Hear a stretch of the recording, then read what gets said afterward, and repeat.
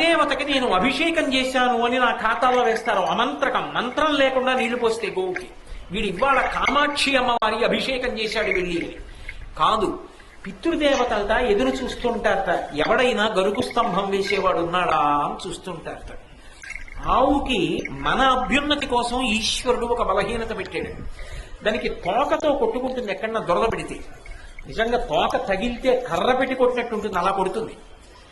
ఇంకా వెనక్కి ఏదైనా వస్తే కొమ్ముతో గీరుకుంటుంది.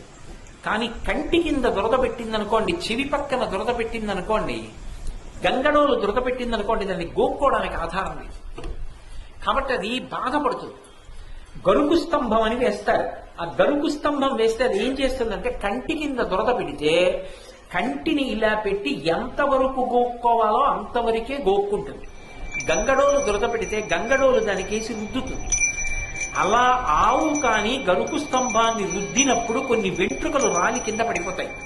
పితృదేవతలు ఎదురు చూస్తుంటారట, నా వంశంలో ఎవడైనా గరుకు స్తంభం వేసేవాడు ఉన్నాడా.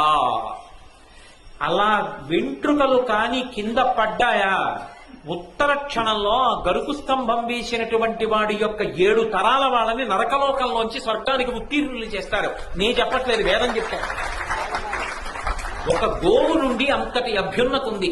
అందుకే గోశాల